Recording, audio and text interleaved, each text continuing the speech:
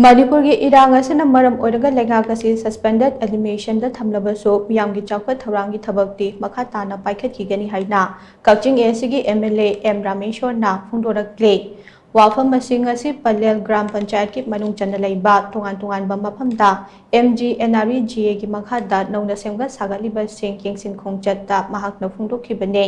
खोंगचत अदुगा मरी लेना MLA रामेश्वरना high ग्राम panchayat अमदे line department की तोंगान तोंगानबा स्कीम कया की मखादा पलेल दा लेरमदबा लंबी सिंग नौना सेमदुना हौजिक अयाम्बा लोइरक्ले फिबम फत्रबा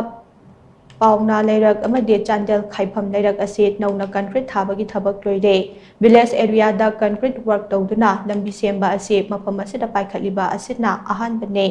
अमरोमदा सेंगमाई तुरेलगी लैराई किंथरकपदगी सोक्तना पलेल लाइबुंग नाकंदा रिटेनिंग वाल अमसो चंब लोइरे पुमनमग असि मियाम ग्राम पंचायत की मेंबर सिंग अमदे तोंगान तोंगानबा लाइन डिपार्टमेंट की mateंगना पांगथोकपा ngambane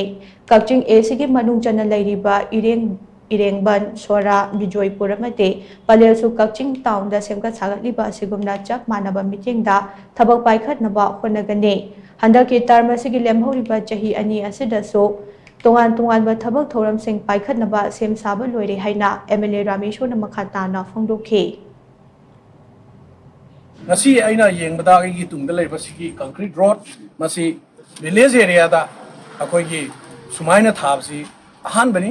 aduna concrete road si yari mum khoi palen ji gi manung da concrete road tharak na ba khoi kan hona jari aduga ai akoi na hujik lepi bisi opposite da leiba lambi ji di anak MLA area development gi fund da paper block technology gi makha da lambi sem gi adu so hapre aduna palen da leiba praja sing na ma mana mamang da akoi na nong tarak pa matam da lambi thong phataba अवाब थेंग मैम थेंगदनबा प्रजा की development अखोई मणिपुर की हजिक crisis अखोई सस्पेंडेड एनिमेशन लेरगसु अखोई डेवलपमेंट सिदी लेप यादे हाइबगी मौंग लेपतना चथरपनी अदुना प्रजा की सपोर्ट अमदी लेरिबा अखोई सिस्टम एडमिनिस्ट्रेशन से सपोर्ट मैम से फंगा कांदा तबक सी तौब ngमनी हाइबो वफम खरसी थमजबग लोइना पुनमो खुरुमजरी थैंक यू।